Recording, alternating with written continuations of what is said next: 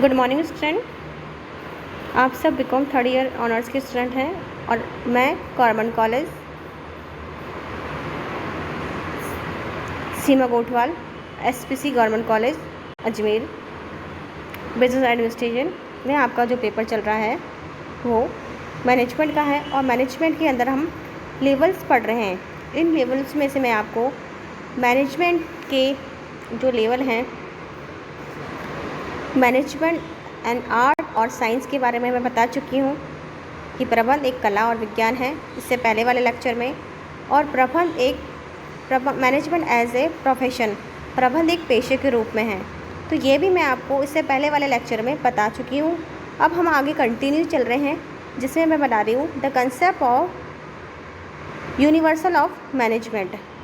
तो आज हम इस पर डिस्कस करेंगे the concept of universal of management. तो जो कंसेप्ट हैं मतलब प्रबंध के जो सार्वभौमिक अवधारणा है उसके बारे में हम जानेंगे। तो प्रबंध के व्यवस्थित विकास के प्रारंभिक चरण में ही यह मान लिया गया था कि प्रबंध तथा प्रबंध के सिद्धांत सार्वभौमिक हैं। फ्योर तथा टेलर दोनों ने ही प्रबंध के इस अवधारणा का समर्थन किया था। प्रबंध की यह अवधारणा कहती है कि सभी कार्यों में प्रबंध के सिद्धांतों का समान प्रकार से उपयोग किया जा सकता है। ये अवधारणा ये मानती है कि सभी संगठन जैसे मंदिर, मस्जिद, गुरुद्वारा, चर्च, क्लब, बड़े बड़े निजी, सरकारी सभी प्रबंधक समान प्रकार से प्रबंध के कार्य किए जाते हैं। सभी प्रबंध के कार्य को करने में भी लगभग समान प्रकार की ही योग्यताओं का आवश्यकता पड़ती है तथा लगभग समान प्रकार के सिद्धांतों को ही अपनाया जाता है। इतना ही नहीं, सभी देश के सांस्कृतिक एवं प्रबंध के सिद्धांत को लागू होते हैं। अब इसके जो तर्क निकल के सामने आ रहे हैं कि सार्वभौमिक के पक्ष में जो इसके तर्क निकल के सामने आ रहे हैं वो हैं फ्योर और टेलर, और ये सभी इन्होंने लिखा है कि सभी संगठनों में प्रबंध के कार्य किए जाते हैं। जैसे इस अवधारणा को स्वीकार करने वाले विद्वान सर्वप्रथम ये तर्क देते हैं कि प्रबंध के कार्य जो नियोजन, संगठन, निर्देशन, राजनीतिक, सामाजिक संगठनों में प्रबंध के सभी कार्य करने पड़ते हैं। टेरी ने लिखा है कि वास्तव में उपक्रम के प्रबंध का सर्वव्यापक है। प्रोफेसर अब्बास कहते हैं कि उद्देश्यों की भिन्नता के बावजूद भी सभी संगठन संस्थाओं की प्रबंध प्रक्रिया समान रहती है। ये कारखानों, बैंकों, फुटकर संस्थाओं, सैनिक संगठनों, चर, विश्वविद्यालयों, अस्पतालों में भी समान रूप से ही किए जाते हैं। ठीक है। दूसरा पॉइंट है सभी प्रबंध समान कार्य करते हैं। प्रबंध का सार्वभौमिक अवधारणा ये मानती है कि सभी संगठन को सभी स्तर के प्रबंध सभी प्रकार के प्रबंध के कार्य करते हैं। आधुनिक प्रबंध के जन्मदाता फ्योर ने लिखा है कि अपनी प्रबंध की स्थिति में कार्य करते हुए सभी प्रबंध समान कार्य करते हैं। दूसरे शब्दों में छोटे एवं बड़े सभी प्रबंधकों का नियोजन, संगठन, निर्देशन, नियंत्रण का कार्य करते हैं। तीसरा पॉइंट है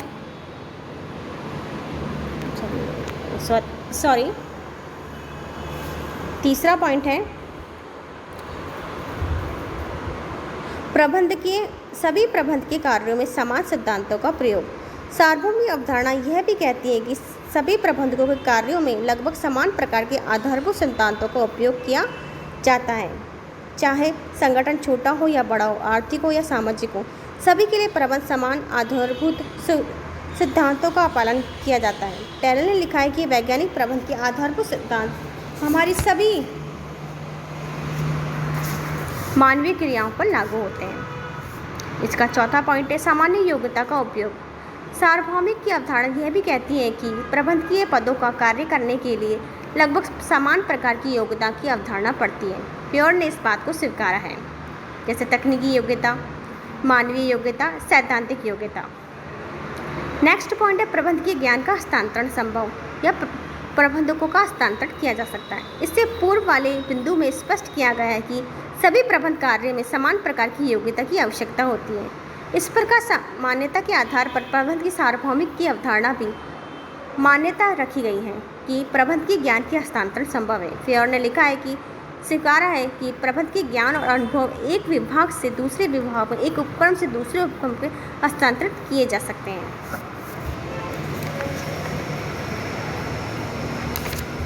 नेक्स्ट है प्रशिक्षण और शिक्षण। प्रबंध की सार्वभौमिक इसलिए भी है कि इसके सिद्धांतों का शिक्षण प्रशिक्षण दिया जाता है। इसके सिद्धांत सभी देशों में विश्वविद्यालय तथा प्रबंध संस्थाओं में पढ़ाए जाते हैं। नेक्स्ट है सभी देशों में समान प्रबंध के कार्य सिद्धांत। प्रबंध की सार्वभौमिकता की अवधारणा यह भी मानती है कि सभी देश में प्रबंध के कार्य किए जाते हैं। इतना ही नहीं, यह अवधारणा यह भी मानती है कि सभी प्रबंध के सिद्धांत सभी देशों में लागू होते हैं।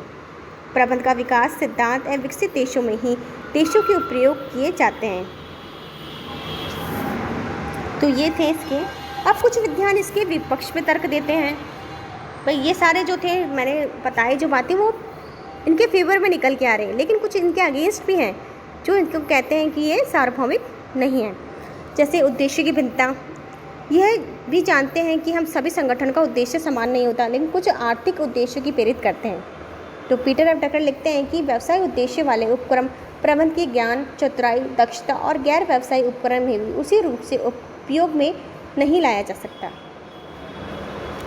दूसरा, विभिन्न क्षेत्र में संगठन की भिन्नता। आज अर्थव्यवस्था में अनेक क्षेत्र सरकारी, निजी, सहकारी, संयुक्त क्षेत्र हैं। प्रत्येक क्षेत्र की अपनी विशेषता और सीमाएं हैं। इस दृष्टि में कुछ विद्वान का यह भी तर्क है प्रबंध के सिद्धांतों को सभी क्षेत्र के संगठन के समान रूप से लागू नहीं किया जा सकता। तीसरा, संगठनों का आकार। व्यवहार में भिन्न भिन्न आकार का संगठन देने के लिए मिलते हैं। सभी प्रकार के संगठन प्रबंधकों के समान प्रकार की योग्यता होना आवश्यक नहीं। फिर और कहते हैं कि ये स्वीकार किया गया है कि छोटे संगठन में तकनीकी योग्यता की आवश्यकता अधिक होती है। नेक्स्ट पॉइंट है तकनीकी और कार्यों की भिन्नता।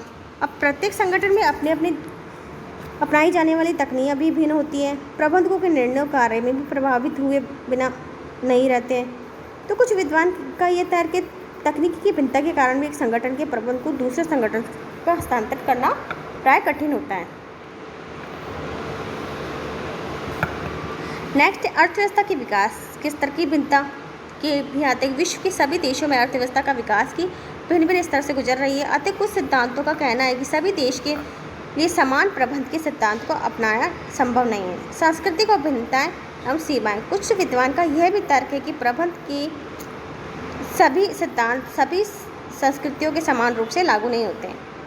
तो सिद्धांत और विचारधारा एक देश की संस्कृति की उपयोगिता हो सकती है, वह किसी दूसरे देश की संस्कृति की उपयोगिता हो यह अनिवार्य नहीं है। तो इससे यह निष्कर्ष निकलता है कि यदि किसी देश में सांस्कृतिक, धार्मिक, पारंपरिक मान्यता बहुत ही कड़ी है तो वह प्रबंध की आधुनिक तकनीकी को लागू करना कठिन होता है ना। तो ये तर्क और वितर्क थे, जो पक्ष थे वो मैंने आपको बताया, क्या फेवर था इनका और क्या इनके लिए फेवर में लिया और क्या अगेंस्ट निकल के आ रहे हैं कि ये सार्वभौमिक होने चाहिए या नहीं है, कि मैनेजमेंट सार्वभौमिक है या नहीं। लेकिन इसका हम संक्षेप लेते हैं। ये कहते हैं कि इन सब चीज़ों से जो निष्कर्ष निकल के आ रहा है उसको हम देखते हैं कि प्रबंध एक सार्वभौमिक है। इस सिद्धांत में सभी देशों के कार्यों के लिए महत्वपूर्ण है। ये सभी कार्यों में प्रबंध के कार्य अनिवार्य होते हैं तथा सभी प्रबंधकों की प्रबंध के गुण भी होने चाहिए। ऑस्टिन टॉल्विन के अनुसार जहाँ कई प्रबंध के कार्य किए जाते हैं वह प्रबंध है। प्रबंध विश्वव्यापी पेशा है जिसके सिद्धांत को सभी प्रकार का संगठित मानवीय क्रियाओं पर लागू किया जाता है। परंतु यह ध्यान रहे कि प्रबंध सभी देश सिद्धांतों का उपयोग समय, परिस्थितियों, देश की सांस्कृतिक, आर्थिक, राजनीतिक वातावरण से प्रभावित रहता है। इस प्रकार प्रबंध के कार्य तथा उनकी योग्यता भी संगठन के आकार तथा संगठन को प्रभावित करने वाले तत्वों से प्रभावित होती रही है। अतः प्रबंधकों को अपने व्यवहार तथा तकनीकी समय एवं परिस्थिति के अनुसार परिवर्तन करने हेतु सिद्धांत का अथवा पालन करते रहना चाहिए। प्रबंध के सिद्धांत देश और देश की संस्कृति तक सीमित नहीं हैं, बल्कि ये देश और संस्कृति को अपनाते हैं। कुंज ने ठीक ही लिखा है कि यद्यपि सांस्कृतिक वातावरण प्रबंध के व्यवहार को प्रभावित करता है, किंतु उसके प्रबंध के सिद्धांत बेकार नहीं हैं। हैरर, फॉटर और रिचमेंट ने लिखा है कि सांस्कृतिक प्रबंध सांस्कृतिक तत्व और परिस्थितियों को प्रबंध को कार्य की तकनीकों को प्रभावित कर रही है, किंतु प्रबंध के आधारभूत सिद्धांत को अपरिवर्तनीय हो रहे हैं। तो प्रबंध को एक सार्वभौमिक सिद्धांत के रूप में मतलब कहने का मतलब है एक जो ये कहा गई प्रबंधिक सार्वभौमिक अवधारणा के रूप में भी इसे स्वीकार लिया गया है। इस पर काफ़ी डिस्कस हुआ, उसके बाद में इसका रिजल्ट ये निकला कि एक सार्वभौमिक सिद्धांत है। तो ये इसका ये मैंने आपको ये आज के बारे में बताया बच्चों। आपने बुक के अंदर आप ज़रूर देखिएगा और उसको पढ़िएगा, मैनेजमेंट के लेवल। नेक्स्ट मैं आपको नेक्स्ट लेक्चर में बताऊँगी। आज के लिए इतना ही, धन्यवाद।